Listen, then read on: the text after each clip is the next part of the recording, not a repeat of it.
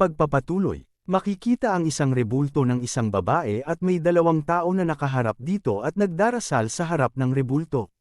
Bigla namang nagulat ang isang lalaki nang marinig niya na may isang taong sumigaw. At makikita na si Veron pala ang sumisigaw dahil sa sakit na naramdaman niya pagkatapos magkamalay at magamot.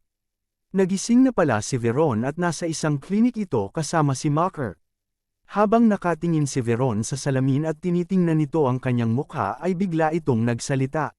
Galit nitong sinabi kay Mocker na tingnan kung ano ang ginawa sa mukha niya ng bastardong si Ash Van Frederick na yon. At lumingon siya kay Mocker at inutusan niya ito na dalhin sa harapan niya ang bastardong si Ash Van Frederick kahit na ano pa ang mangyari. Tumugon naman si Mocker sa kanya at sinabi na sa kanyang lakas ay, hindi pa man nakatapos ng pagsasalita si Mocker ay bigla siyang sinigawan ni Veron at sinipa siya nito. At tinawag niya si Mocker na isang walang silbing insekto. At sinabi niya din na hindi man lang daw magawang talonin ni Mocker ang 10 taong gulang na bata. At sa oras daw na makabalik sila sa estate ay matinding kaparusahan daw ang naghihintay kay Mocker. Kahit na ganoon ang sinabi sa kanya ni Veron ay kalmado pa rin si Mocker at nagpakita pa rin ito ng paggalang at pagrespeto sa kay Veron at tumugon ito at sinabi kay Veron kung ganon ang iyong ipag-uutos. At galit na inutusan ni Veron si Mocker na bumalik ito sa estate at alamin ang kahit na anong impormasyon tungkol sa Frederick family.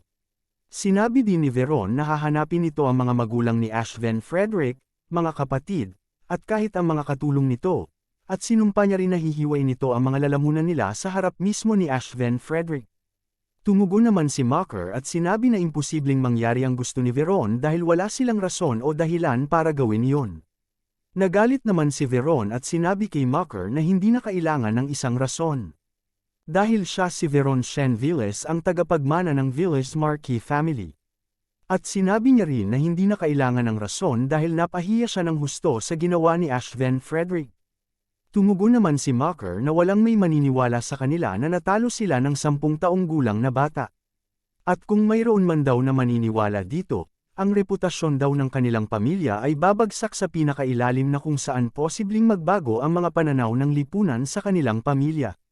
Lalo namang nagalit si Veron at sinigawan nito si Mocker at sinabi na tumahimik ito at sundin lang kung ano ang ipinag-uutos nito. At tinanong niya si Mocker kung ano naman ang importante tungkol doon.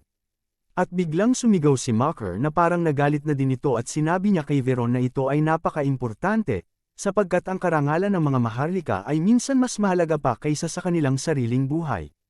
Ang karangalan ay walang pinagkaiba sa buong pamilya mismo. At nagulat naman si Veron at napatanong ito kay Mocker kung nililecturean ba siya nito sa ngayon. Tumugon naman si Mocker at sinabi na kahit na ang kanyang Panginoon ay walang pakialam tungkol dito. Kung si Marquis Villes ay narinig tungkol sa insidenteng ito, hindi ito magtatapos sa isang simpleng kaparusahan lang. Nainis naman si Veron nang marinig niya ang sinabi ni Mocker at nagsalita ulit. Sinabi niya na pwede naman daw nilang burahin ang lahat ng mga ebidensya bago pa man kumalat ang tsismis tulad ng lagi nilang ginagawa. Papatayin daw nila ang lahat na nandoon sa restaurant na yon. At tinanong niya si Mocker hindi naman siguro ito natatakot sa Rebreika family. Tumugon naman ulit si Mocker kay Veron at sinabi sa kanya na sa totoo lang ay mayroong isang ebidensya. Sinabi niya kay Veron na kinuha ni Ash Van Frederick ang token ng kanilang pamilya. At makikitang nagulat si Veron nang marinig niya ito, at sinabi niya kay Mocker na kung ano ang pinagsasabi nito dahil ang token ay nasa kanyang bulsa. At tiningnan ni Veron ang kanyang bulsa at nagulat ito nang makita niyang nawala na ang token ng kanilang pamilya. Ang token ng pamilya na kinuha ni Joshua ay isa pa lang dun ring. Nagsalita naman si Mocker at sinabi niya kay Veron ang sinabi ni Ash Van Frederick sa kanya, na kung gustong mabawi ni Veron ang token ay kailangan niya munang hanapin si Ash Van Frederick sa loob ng kabisera. At napaisip naman si Mocker at sinabi niya sa kanyang pag-iisip na bukod sa ito ay isang ebidensya, ito ay sapat na malaki na dahil ang token ng pamilya ay nasa ibang mga kamay. At naisip din ni Mocker na marahil hindi pa ito naiisip ni Ash Van Frederick, ngunit kung sakali man ay hindi nila maaaring maging kaaway si Ash Van Frederick. At nagsalita ulit si Mocker at sinabi nito kay Veron na mas malaki ang magagastos nila kaysa benepisyo sa kanilang sitwasyon sa ngayon. At sinabihan si Veron na bakit hindi na lang muna pigilan nito ang kanyang galit sa ngayon at patuloy na lang obserbahan niya ang sitwasyon. Tinanong naman ni Veron si Mocker na hindi naman siguro minumungkahi ni Mocker sa kanya na hanapin niya si Ashven Frederick at humingi ito ng pasensya. Tumugon naman si Mocker sa kanya na sinabi ni Ashven Frederick na hanapin siya ni Veron ngunit susubukan niya munang magpadala ng isang substitute para kay Veron. Nagulat naman si Veron nang marinig niya ito at nagtataka kung ano ang ibig sabihin ni Mocker.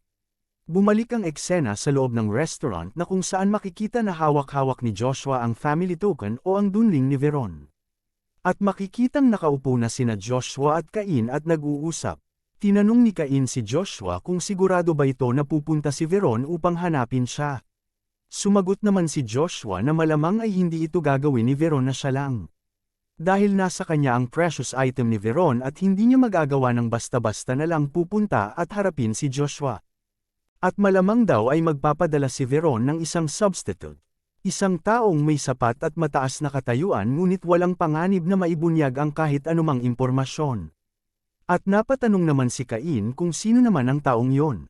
Sumagot naman si Joshua at sinabi na nagkaroon ng isang tsismis sa Accardi.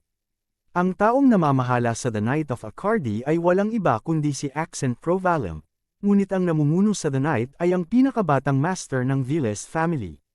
At biglang nagsalita si Cain sa kanyang pag-iisip at sinabi nito na siya ay napahanga sa ginawa ni Joshua at akala niya ay ginawa lang kaaway ni Joshua ang Viles family na isa sa the 12 families dahil lang sa isang emotional outburst. Pero ang isipin na bahagi lang pala daw yun ng plano ni Joshua para makamit ang isang malaking layunin. At sinabi niya rin na siya ay maaaring maging isang taong higit pa sa inaasahan nito. At silang dalawa ay napalingon nang makita nila si Isela na dumating. Nagpasalamat si Iselan kay Joshua sa ginawang pagtulong nito sa kanya. At nagtataka naman si Joshua kung bakit ginawa ito Iselan at nagsalita. Sinabi niya kay Iselan na hindi na niya kailangan pang magpasalamat dahil hindi naman niya daw ginawa iyon para sa kanya. Tumugon naman si Iselan at nagsalita. Nagpapasalamat lang daw siya hindi lang para sa kanya ngunit para na rin sa buo niyang pamilya, dahil baka nahulog sila sa isang mahirap na sitwasyon kung hindi dahil kay Joshua. At nagpapasalamat ito ng lubos kay Joshua dahil nagawa nila itong maiwasan dahil sa tulong niya. At biglang napaisip si Joshua at sinabi na kahit si Iselan daw ay isinasaalang-alang na Grand Sorceress sa hinaharap sa kontinente, ang pagkatao daw nito ay naiiba. Napatanong din si Joshua sa kanyang pag-iisip kung paano naging mamamatay tao ang ganyang kabait na tao sa nakaraan nitong buhay. Ang dulo ng makipot na bangin. Para siyang ice flower na magpapakita ng kagandahan kahit sa sobrang lamig. The Grand Sorceress of Ice, Iselan. Akala ni Joshua ay babagay kay Iselan ang pangalan na yun noon.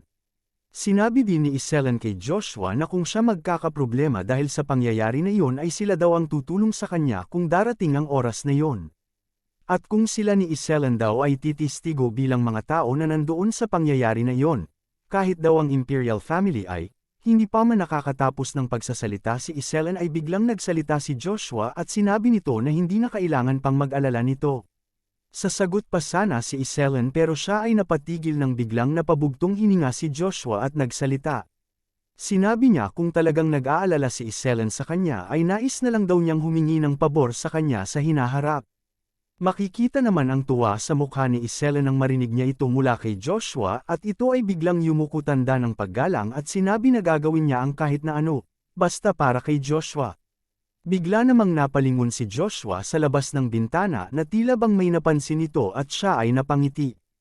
At makikita sa kabilang gusali na para bang may lumiwanag sa bubong nito.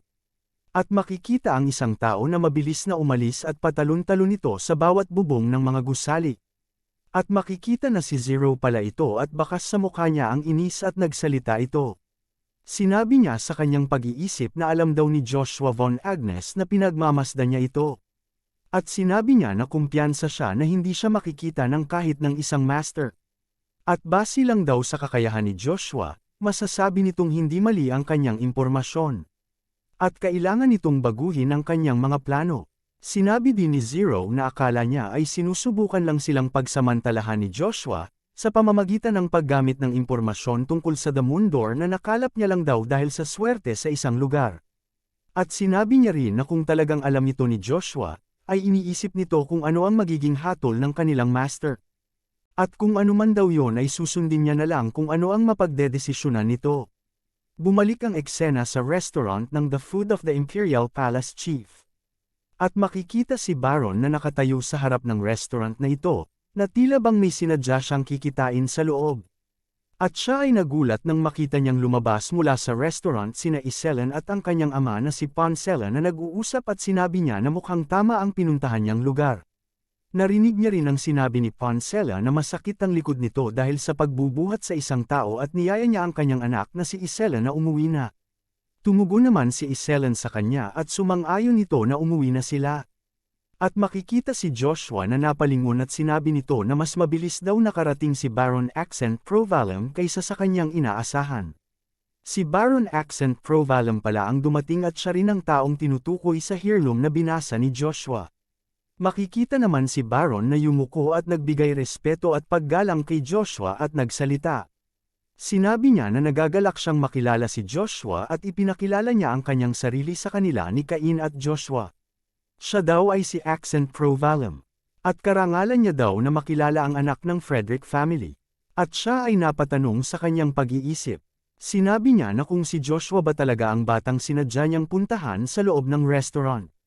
Napaisip naman si Cain nang makita niya si Baron Accent Provalum at nagsalita ito sa kanyang pag-iisip. Sinabi nito na bagaman si Accent Provalum ay isa sa lowest rank baron, ang kanyang kapangyarihan daw ay medyo kapantay ng isang high-rankang noble. At napatanong si Cain sa kanyang pag-iisip na kung paano daw ni Baron Accent Provalum magagawang magpakita ng ganitong kagandahang loob sa anak ng isang marangal na pamilya na mula sa countryside. At nagsalita si Baron Accent Provalum. Sinabi niya na bilang isang substitute ng kanyang young lord na si Veron ay meron daw siyang gustong sabihin kay Lord Ash. Ang bagay daw na hawak ni Joshua ay isa daw mahalagang kayamanan ng The Viles family at kung maaari ba itong ibalik ni Joshua sa kanyang master. Tumugon naman si Joshua at sinabi niya na naniniwala siyang sinabi niya kay Veron na siya mismo ang dapat pumunta sa kanya kung gusto niyang ibalik ni Joshua ang bagay na ito sa kanya. At inutusan niya si Baron Accent Provalum na umalis ito at sabihin ito kay Veron. At kung hindi daw pupunta si Veron ay tutunawin niya na lang ang singsing na ito. Nagsalita naman si Baron Accent Provalum sa kanyang pag-iisip at sinabi niya na nakakabuisit naman daw ang batang ito. Ang tinutukoy niya ay si Joshua. At tumugon siya kay Joshua at tinanong niya na kung wala na bang ibang paraan tungkol sa bagay na ito. At sinabi niya na si Veron ay kailangan magpahinga sa ngayon at hindi pa daw ito nagigising mapahanggang sa ngayon. Nagsalita naman si Joshua at sinabi nito na mas mahina pa si Veron kaysa sa kanyang inaasahan at sinabi niya kay Baron Accent na sa halip ni Veron ay papuntahin niya na lang si Mocker na kasama niya noon. At nagulat naman si Baron Accent nang marinig niya ang gusto ni Joshua. At sinabi sa kanya ni Joshua na mag-uusap na lang sila ulit kung kasama na niya si Mocker. At may sinabi si Joshua na isang kasabihan habang nakatingin ito sa mga suot-suot na singsing ni Baron Accent. What goes around, comes around, sabi nito at dahil daw tinanggap na niya ang request ni Baron Accent kailangan daw rin itong tanggapin ang kanyang request. Tinanong naman ni Baron Accent kung ano ang request ni Joshua. At sumagot si Joshua na ang mga singsing na suot-suot nito ay mukhang mamahalin. Nagulat namang tiningnan ni Baron Accent ang kanyang mga singsing na tila alam na niya kung ano ang request ni Joshua at nagsalita si Joshua at inutusan si Baron Accent na ibigay ang mga ito sa kanya. At dito na natatapos ang chapter na ito. Salamat.